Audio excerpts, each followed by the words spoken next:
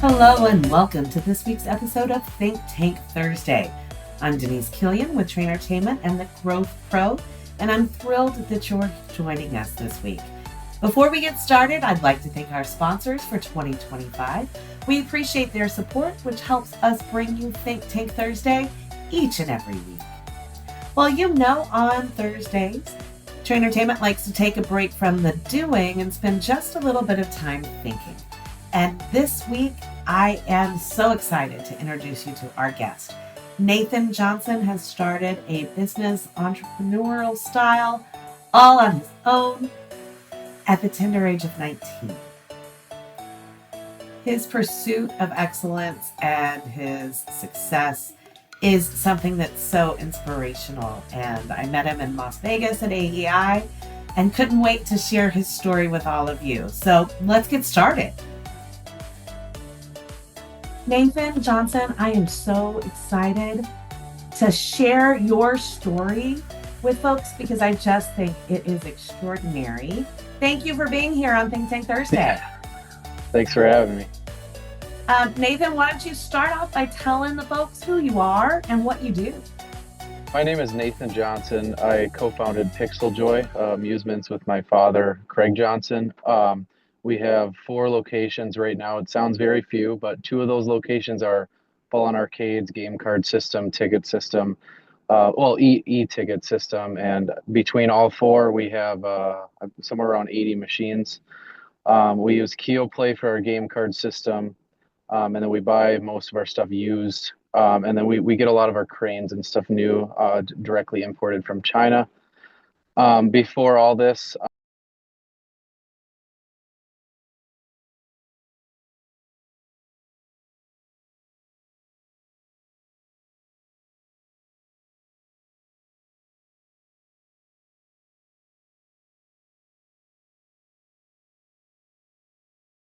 we're almost to the point where I can go full time in the business. Okay, that's extraordinary. And you left out one small thing. How old are you, Nathan? Right now, I'm 19. You are 19 years old and you have started your own business with 4 locations. That, in and of itself, is absolutely extraordinary. And today we're going to be talking about your career and how you got here. You seem clearly like someone who's a hustler, and that this is your second business. Basically, you had a video editing business, and now you have this as a secondary business, which is extraordinary for anyone, but certainly somebody who is 19. Tell me what motivated you to start this business? The arcade business, not so much as what motivates me. I honestly, people ask me that all the time, and I have no idea what motivates me. I want to make something as big as possible. I have no, I like the money that comes with it, but to be honest, if you ask me what I want to buy with the money, I could not give you an answer. I would tell you I want to start another arcade with that money. Um, but yeah, what got me to start this business is I got into the snack and soda vending. Um, and then my dad, he's been collecting pinball machines all throughout my childhood. Basically, we probably had somewhere around 25 pinball machines in and out of our house. He's flipped them. We've kept them. We've had a couple that we've kept for like 5 years. But yeah, he's really into all that stuff. And he saw on the forums, the pin side forums, that a lot of people did claw machines alongside their pinball machines that they routed out in all sorts of arcades, restaurants, all sorts of stuff. And he said, well, maybe I should get into claw machines. And he went in with me. We got our first claw machine. It was it's probably somewhere around 1980 or 1990s Clean Sweep by Smart. I think it was a Clean Sweep. It was something like that. But yeah, it was really old. It was a tank. It had like 200,000 plays on it. And it made us some good money. We put that in a bowling alley. And once we realized the power of claw machines not giving out a soda or a snack every single vend, and that it's a little bit more profit with claw machines than anything amusement. So as soon as we realized that, we got rid of all of our snack and soda stuff, and we got all just 100% into claw machines, grew that, and then we landed a couple really good locations. And away we went with arcades. So, I mean, you really kind of started single use, right? One machine in somebody Yeah. else's place. Our first And machine was a soda, was a really, really old soda machine in front of like a quick oil change shop. mhm, yeah, you started there, realized the better play is, pardon my pun, is with grain or pinballs and amusement, still doing the one or two machines in someone else's location. Mhm. And then you were able to transition that into full on arcades of your own. Yeah, we've never liked the idea of having our machines in someone else's location. So all of our stuff that we currently own, we rent. We have a contract on. We don't have a single machine out there that is under someone else's supervision and able to just kick us out at a dime's notice. We have some pretty good contracts. We have exclusivity in all of our contracts, at least for our arcades, and we're very smart with what we do, and we like keeping it to ourselves rather than sharing it with another business owner. And that makes a lot of sense. That makes a lot of sense. So when you talk about what motivates you, you just want to find something and be the biggest at it, right? You want to be, you have a drive for excellence. Did you get that from your dad, your mom?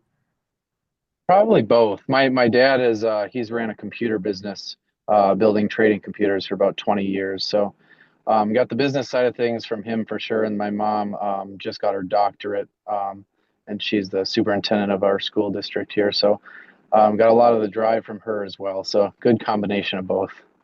That is an excellent combination. You know, it's funny, I'm the child of educators as well. So uh, everybody in my family was a teacher. And so that's I understand that drive and that dedication and that kind of pushing yourself to be better. The entrepreneurial bug, not everybody has that, No, right? not at all. That is something that is I think I do believe you are born with it. Yes. Some folks like to, I need to know I have a steady paycheck and I'm happy to cash it and let somebody else deal with the headaches. Other people are like, that is the worst way to live a life and I can't do it. So, have you always known that you wanted to own your own businesses? Yes, I don't remember fully about all of it. I was so young, but my parents have told me how entrepreneurial I was really young. At about 6 or 7 years old, I was like selling pictures to people. I would have our art teacher draw me stuff, and then I would sell it to people for a quarter or something like that. And then Shut I up. started then I started video editing, mainly like I started a YouTube channel about Minecraft when I was I believe in second grade in elementary school. And then that led into video editing. I started editing those videos, and then I started video editing just stuff for our school, like talent shows and stuff like that. Probably when I was 8 years old, like fourth grade, something like that. Um, got into that, and then that led to I video edited just kind of locally. Technically, it's illegal to work under like 13 or 14 years old in Wisconsin, so I had to wait till 14 years old. I started a Fiverr account. Um, it's kind of like Upwork. I don't know if you know, Yeah. but I Yeah. started that. I didn't really know how lucrative it was, and about a month after I started my Fiverr account, I got a notification on my phone that says I have an order for $5, and I edited that video. That was during COVID. I was in about eighth grade, and I was just sitting at home doing nothing. So got that order, and then 3 months later, I was making about $1,500 a month at the age of 14, just sitting in my room. That's not bad, my friend. That's not bad at all. So, okay. So I'm still going back to you had your art teacher draw something and you sold it for a quarter. That's amazing. I got in trouble quite a few times in school because I didn't know ethically the right way to. Technically, that probably isn't ethical. There was also not one of my best moments, but there was a time where we had a fundraiser. where we'd sell coupon books to help fund one of our school trips. And I may or may not have upcharged on those coupon books and made a little bit on top of what I gave back to the school. So that's Don't do that at home, kids. Don't do that at no, home. not Yeah. at all. And with your mom as the educator, I imagine that was an interesting conversation. That was not very fun. Mhm, mhm. Yeah. Yeah. Yeah, I feel you. Okay. So you've always had this drive, obviously. You have always been one. And I think what is so amazing about entrepreneurs is their ability to see things and a possibility and a potential that others Yeah, maybe don't, right? Uh, exactly. so and from the my art teacher can draw good, I can sell that. To the oh, I really like to edit. I bet I can make money on this. This is easy, and I'm not doing anything else. Let's go. To the hey, you know what? We have these soda machines, but this is going to make more money, and then let's go all in. And in a relatively short amount of time, you've been able to secure 4 different locations in 2 different states. Yes. So you also not only are an entrepreneur, but you're scaling up, my friend. You keep growing and growing, which is fantastic. So talk about how you go from the one claw machine to, I think you said you had 80 machines now. Yeah, so I had it was the summer, the first summer that we started, we got the idea. We saw another guy doing these arcades, and that has always been our sole goal is to start these unmanned arcades. And I had called and called and called all sorts of retail centers all over within 4 hours of us. We got a lot of no's, we got a lot of yeses. Usually the yeses were from lesser um, places. I like populations under 40,000 people, that type of stuff. I had called around for probably around 6 months before I even landed one machine. And then after that, landed another two. And after that, landed another two about 2 months later. Then landed another one while working on our first arcade. So then we got up to 3 locations that were not arcades. Um, and then I had finally landed a spot for an arcade that was in a place where right around 500,000 people, about 3.5 hours away from us. But we're the type of people where we're more willing to handle the difficulties with a lot of money coming in rather than it being very easy with not a lot of money coming in. So we definitely it's a challenge to drive there. I sold my Mustang and bought a Toyota Corolla to help with these arcades. But yeah, a lot of calling. Probably somewhere around a year of just every day calling a new place, following up on an old one that I got told no. But definitely took a lot. So, okay, so the unmanned part is interesting because the next question is how do you handle your employees? But you're telling us you don't have We any. don't have any. How hard is it to have an unmanned arcade 3 hours away, other than it's a lot of driving? It really does have its challenges. The main challenge is just the people that are in there know it's unmanned, so they sometimes take advantage of that. We've gone through a couple things so far with vandalism, just people writing on machines. Obviously, a lot of places get that. Another main one was they broke into our sucker machine. Just they destroyed. It was one of the cheap Chinese sucker machines. We have since got a more durable one, but they broke open that. Took about $10 worth of suckers, which was just nothing. We had to spend quite a bit of money to fix the machine, so wasn't Right. too The mad about the suckers, suckers. yeah, the suckers weren't the problem. It was fixing the machine. But That the way we deal with a lot of it is we have a pretty good camera system that we can just look at all the time, and we can go on the timeline to see when people were in there, check on when people were in there for a long period of time, making sure they weren't damaging anything too bad. And then when we spot problems happening, we've seen people taking a nap on our air hockey table, um, and stuff like that, and climbing on our sit down shooters like Transformers or Jurassic Park.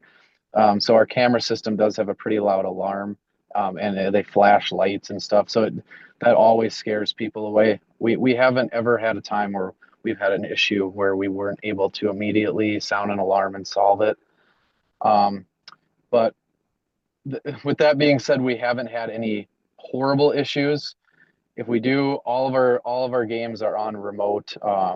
It's CASA. It's Wi-Fi plugs that we can shut every machine off just from our phone. So if anything were to happen, like someone took a baseball bat to a machine or something, we could shut the entire arcade down, and drive down there and solve the issue, I guess. But Yeah, that's yeah, the best you can do, right? Right. So, and I just love how technology has really enabled you to do this because if we didn't yes, have, right, the cameras and the Wi-Fi signals and your ability to shut things down or turn them on remotely, an unmanned arcade would be an impossible thing. it it would be and it wouldn't be. I know a lot of operators in our area that run unmanned arcades very similar to mine. They don't have a game card system. They're cash and coin. They don't have cameras. They're willing to take the risk. They don't have Wi-Fi plugs. They just keep the machines on 24/7. They're doing everything basically the opposite of what we are doing, but they're making some money at it. One would argue we're making a lot more with having a game card system. And the game card system was a massive thing for us going into an unmanned arcade.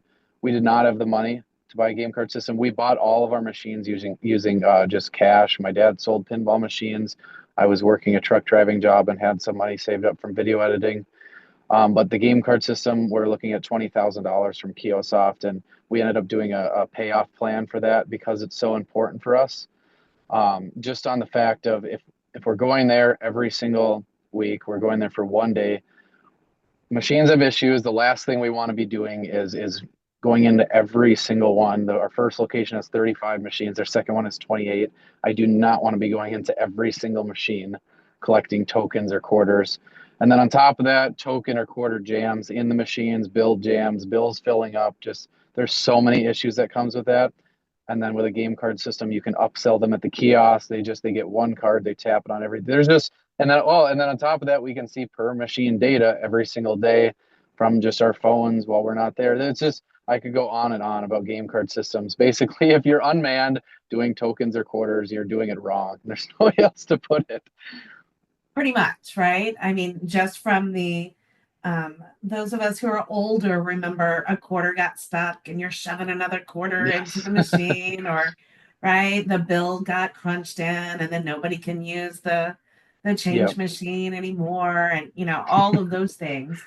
But the easiness of being cashless, you also don't have to have the concerns about if somebody were to break in, they can steal all Exactly. the money, Exactly. right?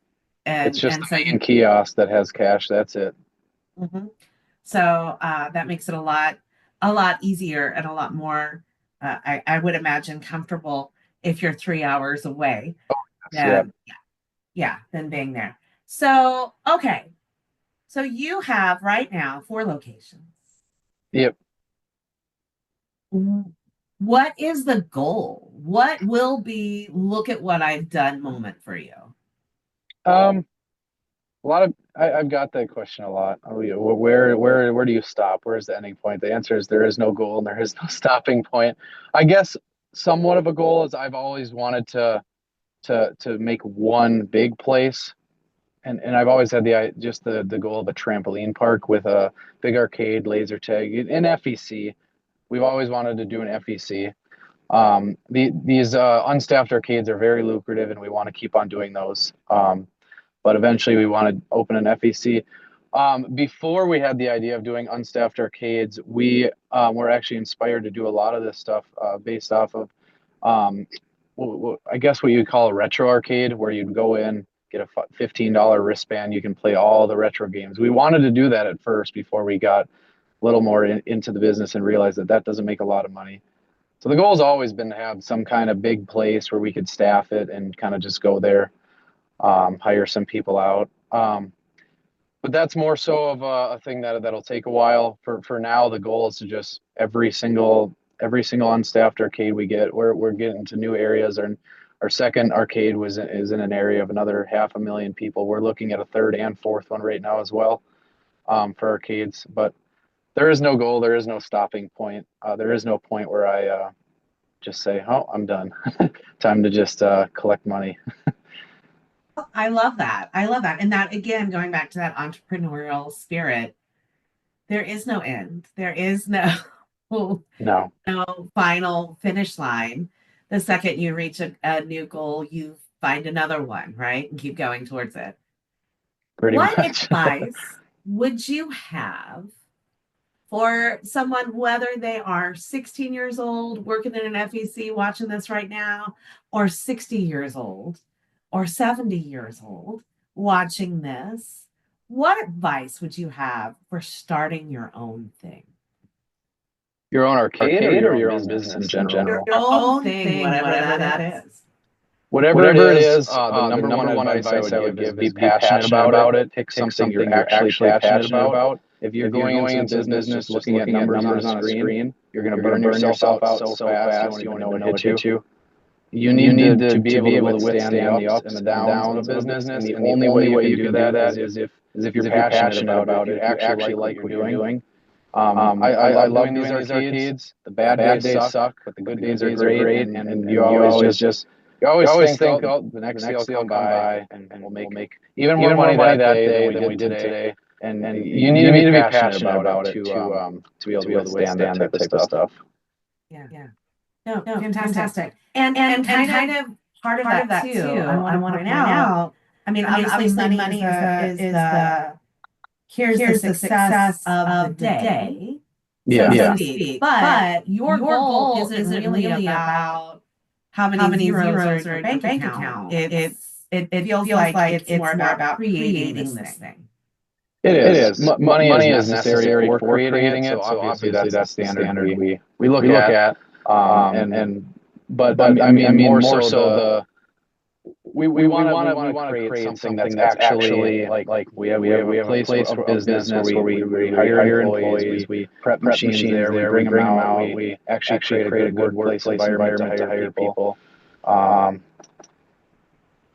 It's about the money, but I can never see myself pulling tons of money from the business. I'll give myself a salary, but that's about it. I love it. Nathan, again, you and I met at AEI in Vegas, and I was struck by, at first I thought, oh, they're he's here with his parents or something, and then sat down and chatted with you for a moment, and was just blown away by what you've done, what you created, and your vision for yourself. And it's quite admirable. And I want to share your story with folks because I think it's quite inspirational as well. So here at Trainer Entertainment, we are all about growth. And so I wanted to ask you, what do you do to grow yourself? A lot of education. I'm always looking for like AI and IAP, going to the education seminars of that. I've been studying a lot of psychology lately, mainly retail psychology, how to get the purchase right away. Looking at the cameras, taking notes of why people are walking away. Just a lot of psychology stuff interests me. But yeah, just a lot of education is what I like to get into. That's fantastic. And the field of psychology in terms of the psychology of sales, what makes a sale, what doesn't, what is that point that people walk away from, how do you approach it, how do you keep pushing it forward, is fascinating. But to take that, with humans is one thing when you're doing a person-to-person sale, but you're looking at it from a unmanned position, right? With you got to convince them without being there. Right? How do you do it?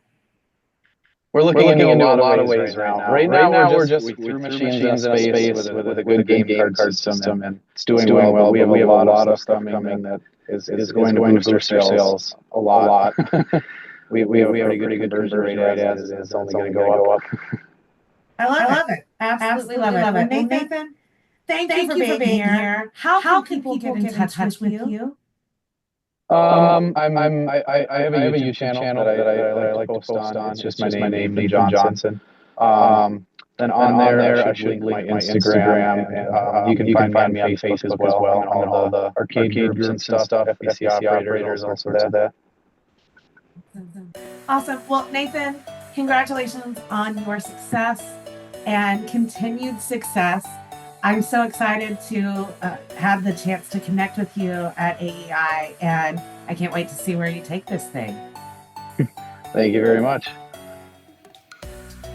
Gosh, I don't know about you, but at 19, I definitely did not have my head on quite as securely as Nathan does. And honestly, I'm a lot older than 19 and still don't. He's such an impressive guy, and what he's been able to build is quite an accomplishment. And I can't wait to see where he grows. And, it's just interesting to see and recognize that entrepreneurship is something that not all of us have. Not all of us are able to do, but those that are entrepreneurs, that's a spirit that's been within them since they were a little kid. And Nathan is certainly shows that with starting his first sort of side hustle at 6, selling his art teacher's artwork, which is a hysterical story. So appreciate Nathan for sharing his story and his career development. And maybe we all learned a little something from Nathan. I'd also like to thank our sponsors for 2025. We appreciate what they do and help us bring you ThinkTank Thursday each and every week.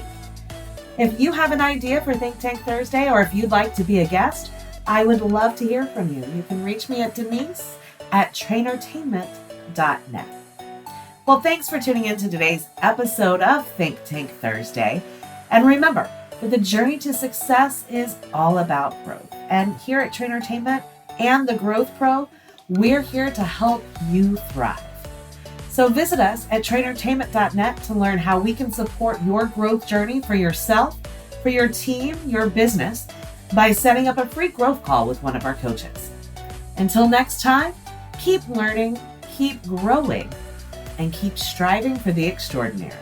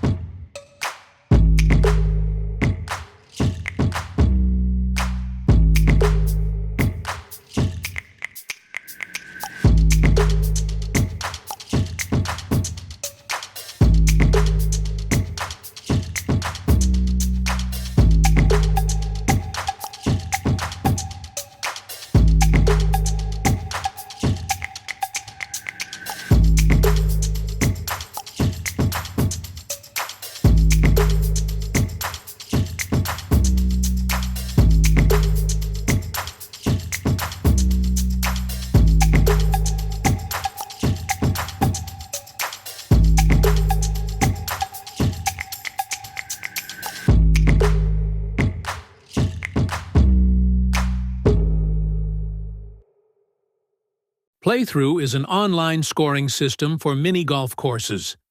Simply post a QR code near the first hole. Golfers scan it with any mobile phone, add their golfers, and start entering scores. They can easily view their group leaderboard or the course leaderboards. Playthrough also includes features like hole sponsor logos and hole transition ads to help grow your business. Visit playthroughmini.com to see what else Playthrough can do.